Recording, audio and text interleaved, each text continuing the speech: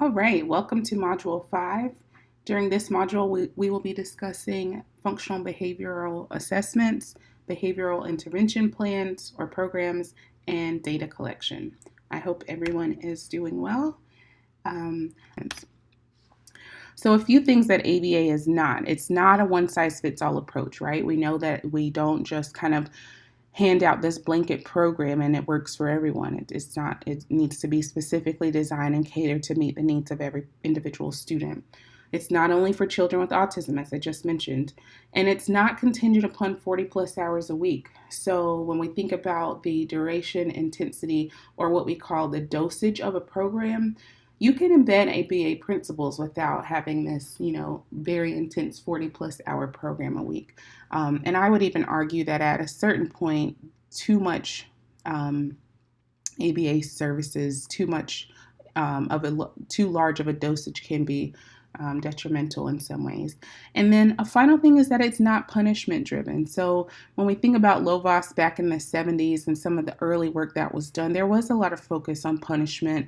And we try to focus in our settings now more so on the positive reinforcement, right? And really shaping those desired behaviors, decreasing those maladaptive behaviors, and thinking about what desired behaviors are. Now, with that discussion, it's important to also consider what are desired behaviors and to what extent are they socially prescribed, and to what extent does that mean that they are subjective? So when we decide that students should be raising their hand instead of shouting out, who decides that that's a socially appropriate behavior, and what are alternatives to that, right? So that's just an example, but I want us to continue to think about those sorts of examples and how we've decided, meaning educators, over the years, or whomever, society in general, what's socially appropriate and what's not, and then how can we think about the impact of that,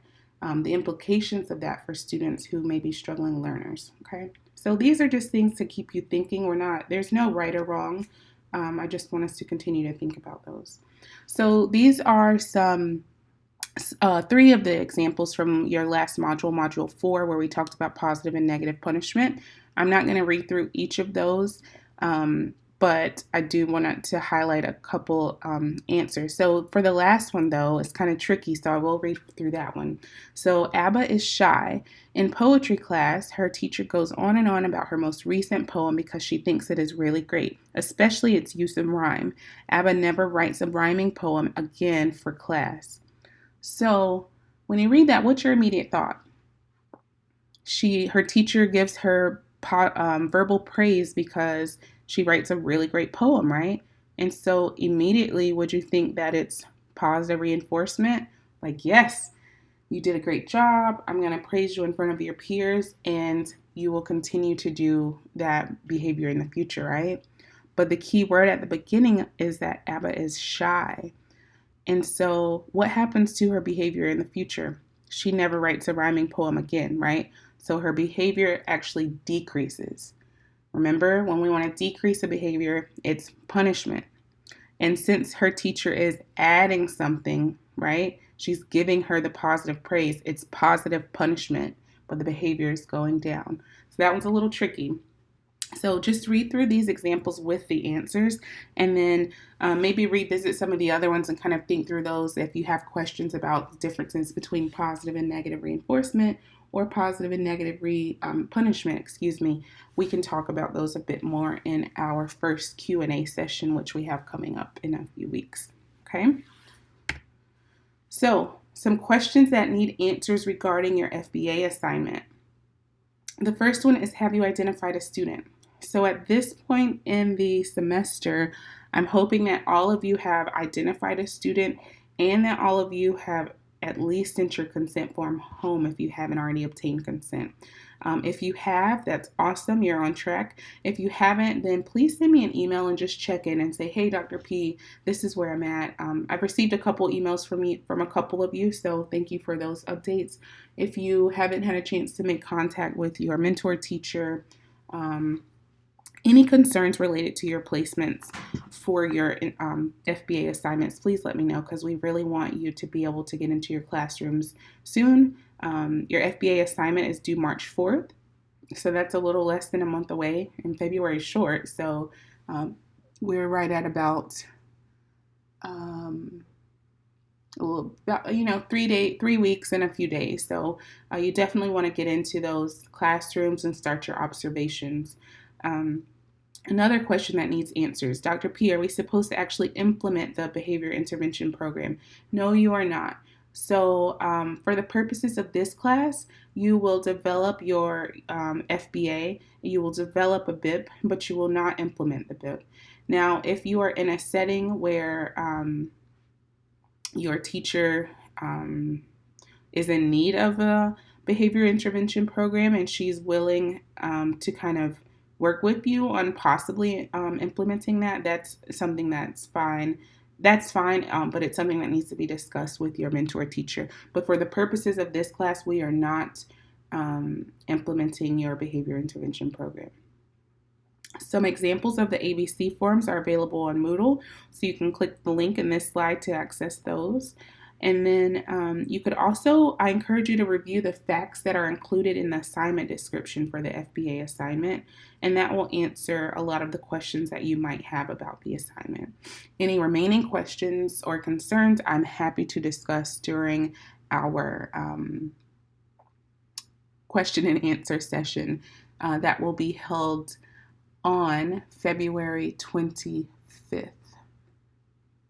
Sunday, February 25th. I believe that's the correct date. It's the week before your assignment is due, okay, at 8 p.m. So I'll post a link with more information about that as well. So let's move into the lecture for this week. This is just a short video clip about why FBAs and BIPs are important. So take a few minutes to watch that. We won't go through that now. And then let's also think about kind of the components of the functional behavior assessment. Oops. So the first thing to note is that anyone can do it. I know we think it's super behavioral. Is this something that only the behavior interventionist has to do? Is this something that a parent could do? Who's able to conduct FBAs? The answer is that anyone can do it. They're free and accessible, and there are no specialized materials that are required. So if you have a piece of scratch paper, you can write an A column, a B column, and a C column, and you can sit at the back of a classroom and observe a student. Or at home, at the dinner table, you can observe a student or a child. FBAs are less sensitive to bias, and so it can really open your eyes to things that you weren't necessarily aware of, because ideally you are objectively collecting data on what you see and what you observe. And I think there is some susceptibility to bias in that there are things that happen in students or individuals with disabilities or without that we don't necessarily want to see. But by collecting that data, I think it does encourage you to be a bit more objective in that regard. The FBA provides a ton of data. It shows us what behaviors are happening, what consequences are occurring after the behaviors, what antecedents are occurring before the behaviors. And it really allows someone to be able to determine the function. So if it's done by a skilled and knowledgeable practitioner, we're typically a bit more in tune with what that function might be. If we are novel instructors or teachers or practitioners, it might feel a little more difficult in the beginning. So I don't expect that you are like, oh my goodness, I automatically know what this function is. Sometimes identifying functions are trial and error, and we aren't always 100% with being able to recognize what the function of a behavior is. But ideally, the goal of the FBA is to find out what the function of a particular behavior might be. So the goals of the FBA are to gather information about problem behavior, to be able to understand why that behavior occurs. And that's the critical piece, So we see, you might find that there are patterns in when a behavior occurs. You might find that there are particular times of the day or particular days of the week when students engage in a problem behavior. And our goal is to really understand why that happens. So to that end, FBA should include a description of what the problem behavior is, a very operational definition. It should describe consequences that maintain the behavior. So what are the conditions that maintain that behavior over time? And then what are the antecedent events that trigger the behavior? So what happens immediately before the behavior, okay? And then what are the setting events that increase the likelihood of that behavior? So remember, I think in your book they kind of relate setting events to mood. So when you think about things that can kind of affect our mood, like whether or not we've had enough sleep or whether we've eaten, you can think of those as setting events. And so I think in most cases, those are the two most common things that we hear about in the school setting. Parents will bring them in and say, Jessica didn't get much sleep last night. Or, Thomas wasn't able to, Thomas didn't have breakfast, right? Or someone isn't feeling well. So those are the sorts of setting events that we think about. And then how the antecedent plays into that, followed by the behavior and the consequence. So when you're conducting the FBA, there are 5 steps. I won't read through each of those, but I want you to remember that the operational definition is critical. So that's step 1. The thing to remember about data collection, and we talked about this in one of our previous modules, is when you collect data and you prescribe a definition of a problem behavior, you want that to be so clear that any other person could come into your classroom or come into your setting and collect the same exact data given the definition that you've provided. So if you if you've identified a problem behavior that is putting a head down, right? And let's say you have a student who's consistently putting his or her head down during instruction, and you don't provide a clear criteria for what that is, for when that is a problem behavior, there may be an opportunity where a student is finished with his or her work, and he puts his head down. Well, is that appropriate, or is it not appropriate because you're in a classroom setting? So you have to create very clear sorts of parameters in regards to what qualifies something as a problem behavior. Because there are lots of things that we do naturally that in some settings could be a problem behavior, in other settings they are not. Again, this kind of gets back to that subjectivity, but for our purposes in this class, it's really critical that you define an operational definition of the problem behavior, and that it's clear for both you and any other potential data collectors. So read through each of these steps and make sure you feel comfortable with those. When we think about the data collection methods for functional behavioral assessments, we have a few different ways to go about that. The first way is via indirect methods. So you can look at referral information from specialists, or even information that comes in when students transition from a different school or school district. We can look at school records, we can use behavior rating scales, and then we can engage in interviews with previous teachers, with other teachers, with parents, etc. We will also use direct observation methods. So having the ABC observation data and then plotting that observation data onto a graph are ways that we use direct observation for FBA data analysis, data connection and collection and analysis. And then finally, we engage in experimental methods. So we won't be engaging in experimental methods in this class, but for those of you who might be in Dr. Saborni's behavior class or have already taken it, you will likely talk a bit more about behavioral design, such as single case designs. And those are the types of interventions where we actually implement these behavioral intervention plans. And sometimes we contrive situations to have students engage in problem behaviors so that we can introduce the actual sorry, I just forgot the word that I was looking for. I got distracted by an email. So we contrive a situation to induce the problem behavior, and then we introduce our behavioral intervention program to see if it works. And so that is an experimental design that is used primarily in research settings and or under the supervision of a behavioral specialist in the classroom. So your behavior intervention plans generally don't involve implementing and removing your program just to see if the behavior increases, right? Because that can sometimes be detrimental. It's done with special care. And so the big point here is to remember that ABC observation is critical. Indirect methods are also very useful for collecting data and information about your students, particularly for those students who might be new in your classroom or new in your setting.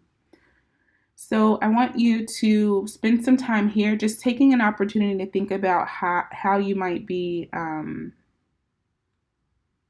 able to operationalize each of these definitions, and just work on that, and we'll kind of revisit how you've operationalized some of these in the future. Or in our future module. So how would you define verbal aggression? What does that look like within the context of your classroom? Okay, so take a moment there to work on operationalizing each of these problem behaviors.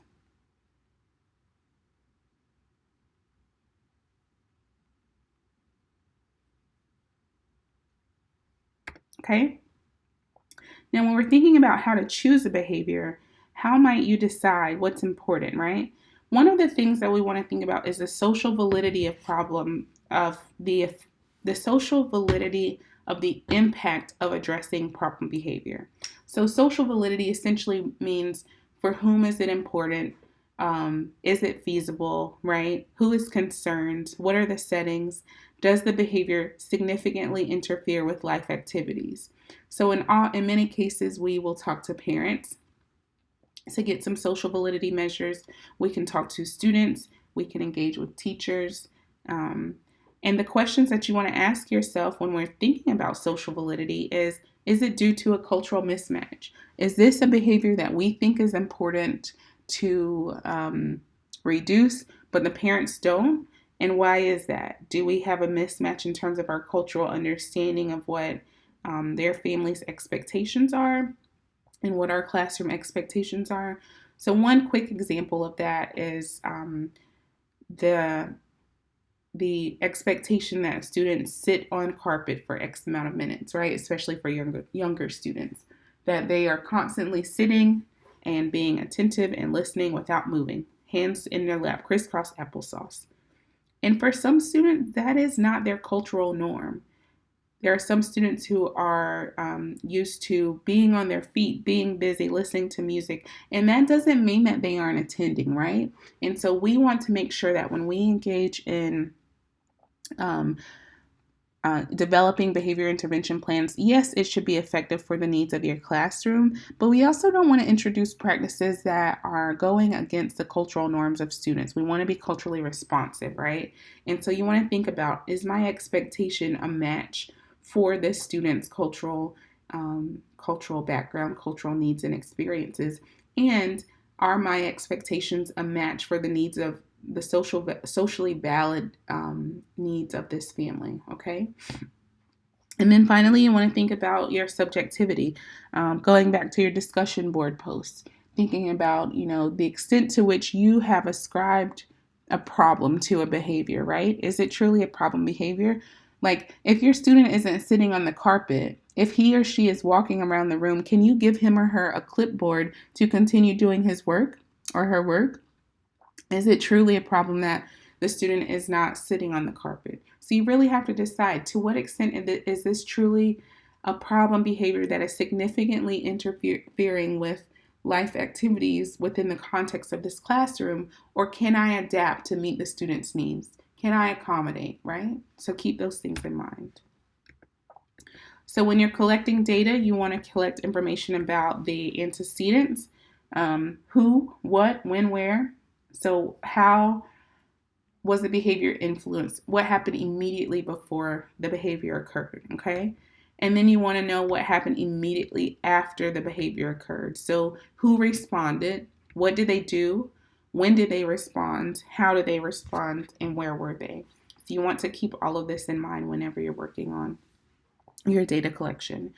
The thing to remember with ABC data, a lot of the times when you're in the classroom, you have to record it in retrospect because you're often teaching simultaneously. So it's not easy to just, be at the front of your class and also record ABC data. So in many cases, you'll have to record it. If there's a moment where you can take a quick break and go record your data, that'd be great, because it is good to keep a track of what time the behavior occurred, and so the sooner you can record it, the better. And it aids in more accurate data collection. So when we think about antecedents, we think about those things that are potential triggers. So an antecedent is essentially anything that happens in the environment before the behavior occurs. Now remember, the antecedents are different from setting events, and that setting events kind of set the stage, if you will. The setting events are more related to mood, whereas the antecedent is the trigger that happens just before the behavior, okay? So, for example, if a student finds out that he or she can no longer go to, let's say PE is like a student's favorite class, and for some reason, schedule change that day, he can't go to PE. That triggered a problem behavior, right? So the setting event may not even be necessarily important for that instance. There may not be any actual setting event for some students. Like things might be status quo for them. But there may be some days where there's a specific setting event that also kind of has an impact on the intensity of an antecedent, right? So if you're hungry and you find out that you can't go to your PE class, imagine the combination of those two and how that might have an impact on the behavior, right? So if you're already in a bad mood, and then that's compounded by the removal of something that you're motivated by or really interested in, think about how that might impact you. So the consequences then are how the behavior is maintained. How are we responding? How is the teacher responding? How are other peers responding to that behavior? That is the consequence, and the consequence is what maintains behaviors in students with disabilities, among anyone, quite frankly. So it's anything that happens or that describes the environment immediately after a behavior occurs. So take a few minutes just to kind of look through this pathway, thinking about the impact of refusal of morning transition, and look at some examples of setting events, antecedents, target behaviors, and consequences so you can see how those are aligned. In terms of observational recording, this is just a refresher because we talked about these types of recordings in the previous module, or at least in the previous chapter. I don't know that we got to talk about it a lot during the module, but take some time to revisit those. And so now you're like, okay, Dr. P, I have some data. Now what do I do, right? So your next step is to form a summary statement. And so in forming a summary statement or a hypothesis statement, your goal is to look for patterns, right? You want to identify those triggers. You want to find out what the true consequences are. You want to find out if the student is communicating or what the student is communicating, because we know that all behavior is communication.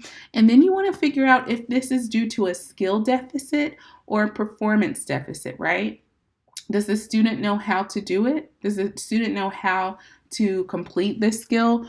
Does he or she even have the knowledge to be able to do it? Or yes, the student knows how to do it, but is choosing not to for whatever reason, right? Not performing that, right? You want to be able to look at all of the data. So you want to review records, the interview data, parent data, and any other staff data. And you want to look at those patterns. So if on every Monday morning, Mariah is coming in hungry, right? She is engaging in tantrum behavior as soon as you start to implement a schedule, and then it doesn't happen the rest of the week, right? So how do you respond to that behavior? And then what are the implications of your response or that consequence? And remember, consequences can be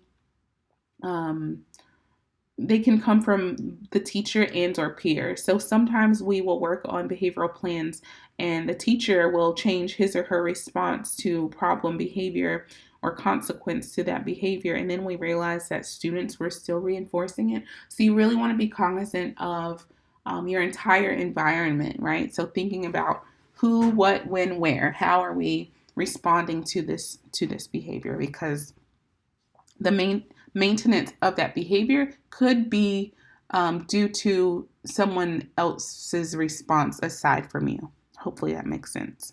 Okay. So what should your summary statement model look like? It should talk about the impact of the setting event, followed by the antecedent, target behavior, and then the function. So this summary statement is really the foundation for your behavior intervention plan or your positive and supportive plan, okay? So, for example, when the teacher's attention is withdrawn or focused on another student, Zoe makes noises, and this results in the teacher scolding and moving closer to Zoe. So the antecedent is no teacher attention, right? Or teacher focuses attention on another student. The behavior is that Zoe engages in making noises, and the result is that the teacher scolds and moves closer to Zoe. Okay. Now, what don't we know, given this, is what happens to the behavior after the consequence, right? So that's where you want to start measuring the patterns of behavior.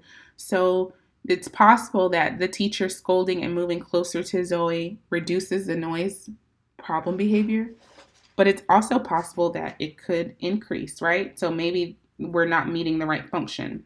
We're not addressing the function of that behavior. Okay, so that's where we start to notice patterns and also notice whether or not we need to address the consequence of that particular behavior.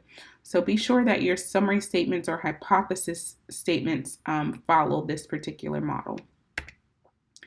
So the IRIS module has a functional behavioral assessment activity or module. It is a module that is really, really helpful. So I know some of you are in settings where you already have experience with FBAs. I know others of you are brand new to this. And so I would encourage you to engage with the IRIS module on FBAs as much or as little as you need. And I say that because, again, I know for some of you, you've already worked on FBAs and BIPs. Either way, I think it's an excellent way to have some practice. You'll have some opportunities to practice data collection. You'll have an opportunity to look through an example behavior intervention plan. And so given the online context of our class, I think this is a really interactive way to make sure that you feel comfortable with FBAs, the development of FBA and the development of a behavior plan, okay? So one thing that is required is that you complete the activity responses from page 5. So when you log into the IRIS module, you will see the section called, once you click on the challenge, I believe, it'll take you through multiple pages. And on page 5, you will see this activity about Joseph. And so I would like for you to answer questions, respond to the questions A and B, and then answer the 2 your turn questions at the bottom. So write at least 3 non-examples and then write a definition of a replacement behavior. And so I'll ask that you submit these in Moodle as an assignment for this week. And this week your assignment is worth 2 points. So we're up in the ante a little bit, okay? And so let's just take a moment here, take a break if you need to, and then return when you're ready, and we'll move on to behavior intervention plans. So this is a video that you can take a look at. It walks you through the importance of behavior intervention plans, and it's another great resource to have. So what are the characteristics of BIPs, right? Why does problem behavior occur? Based on the FBA results, we're able to answer these sorts of questions, right? Based on principles of ABA. They're technically sound. They are socially valid, right? Behavior intervention plans have feasibility. parents or teachers are actually able to implement them, because if it's not feasible, it can't be useful, and if it's not useful, it's not socially valid, right? So we want to think about those things. BIPs should also be comprehensive, so they should look at antecedent events, they should look at setting events, they should look at our teaching, so we're not solely focusing on the student, but also how we respond to student behavior, how the environment shapes or changes in the student behavior, right? And then behavior intervention plans should specifically state how everyone involved will change their behavior. So we're not only expecting that students change their own problem behavior, but we have to adapt what we as instructors and teachers and parapros or whomever, what we are doing in order to help change that behavior. So we all play a part, okay? So the goal of the behavior intervention plan is to increase desired behavior and then prevent and or decrease the problem behavior as identified and defined in your initial FBA, okay? So creating the BIP. The idea here is that we're following this competing behavior pathway. So you read about the competing behavior pathway in your chapter for this module. And we have the setting event followed by the antecedent. And then when your student, if you go straight through the pathway, you see the problem behavior, and then whatever consequence is maintaining that problem behavior is helping the student meet the function of that behavior, right? Now, alternatively, we can provide the student with an alternative behavior that still helps them to meet that function. So, one example, if your student is engaging in like just running out of the classroom when he or she is supposed to be working on an assignment, and the maintaining consequence is that the teacher runs out the hallway after him, and then it just becomes a chase around the school, right? So that consequence is not effective for the problem behavior because the student wants to escape a problem. They want to escape a particular assignment anyways. So chasing a student out of the classroom is really just reinforcing that because he doesn't want to be there anyways. Now, an alternative behavior that might be more appropriate would be to raise hands and ask for a break, right? And that way, the student is still able to engage in meeting his or her needs, in that the function of the behavior is still the same because he's escaping a difficult task, but it's not in a way that you're running out of the classroom and being, pursued by the teacher running after you down the hallway, right? So it's a bit more appropriate in that you raise your hand, you ask for a break, you receive the break, and you're able to escape what's difficult. Now, over time, the desired behavior would be that the student asks for help, perhaps, right, with a particular activity, and that the maintaining consequence is that the teacher provides the support that the student needs to be able to achieve that academic skill, okay? So think about how you might insert yourself and or your students into the behavior pathway, and keep in mind that we really want to introduce alternative behaviors. We're not just eliminating behaviors without a replacement. You want to introduce a replacement behavior that still meets that function. So if a student is still kind of meeting the function of their original problem behavior, then it's a fair pair, right? But if they are not meeting that original function, then it's not a fair pair. So you want to make sure that your replacement behavior is a fair pair for the original problem behavior, okay?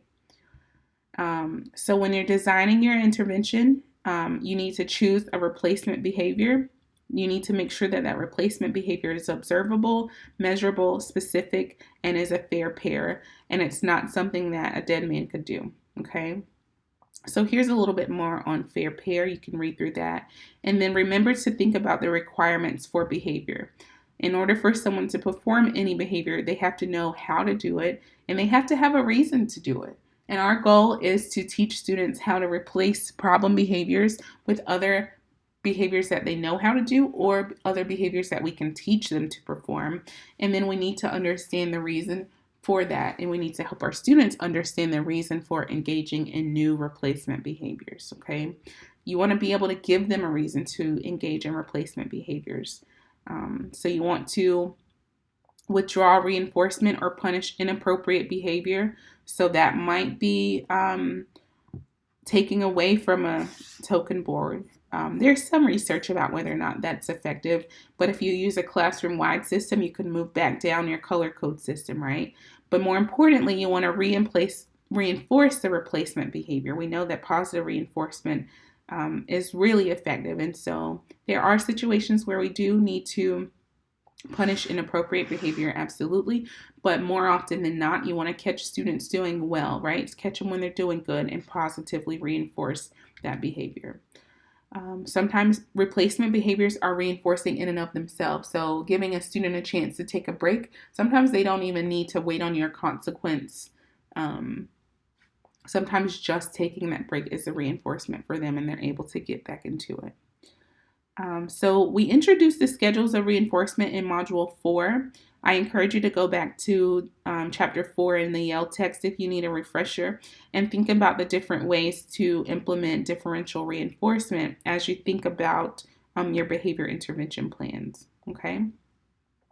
So I want you to remember that replacement behaviors are not just doing the same thing. They're not just doing the thing that they're currently not doing, right? Or not just doing the thing that they currently are doing. So it doesn't mean that you're engaging in the same behavior. It means that the replacement behavior is meeting the function of the original problem behavior, okay? If your student doesn't know how to perform the replacement behavior, give them the opportunity to learn. You want to make sure you teach them how to raise their hand if they're not engaging in that activity. And then in terms of carrying out the intervention, we continue to monitor progress. We adjust it as necessary. And then eventually we sometimes fade the reinforcement. One of the key pieces here to remember is that fidelity of implementation is critical. And so successful behavior intervention plans require consistent implementation. They require clear checklists, and they require regular data collection, both on the student end in terms of is the teacher implementing this plan as designed, and on the student end in terms of how is the student responding to this behavior intervention plan.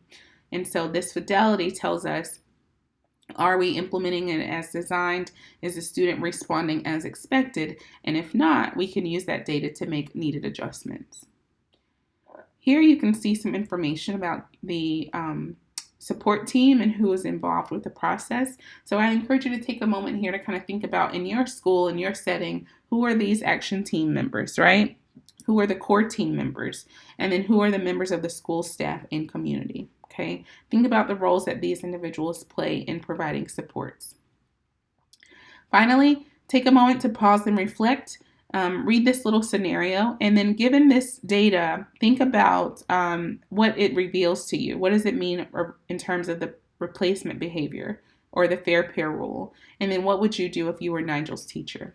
We'll reintroduce this at the beginning of the next module and kind of talk through what this data means in terms of the behavior intervention plan, okay? So wrapping up for this module, please remember to complete the assigned readings, Yale Chapter 5, the Blood and Neal article from 2007. You also will need to submit your weekly reflection and the IRIS assignment. That should say IRIS, not IRIA. My apologies for that. And then in terms of your FBA assignment, you want to make sure that you get parental consent and then start your observations, okay? So we really want to be out in the schools working on those. And then finally, have a wonderful week. Please let me know if you have questions about anything. I don't think that I uploaded the example BIP yet. I have a couple example behavior intervention plans, so I will get those posted into Moodle by the end of today so that you have access to those as well, okay? I hope that you are all doing well. As always, let me know if you have questions or concerns, and have a wonderful week. Thank you.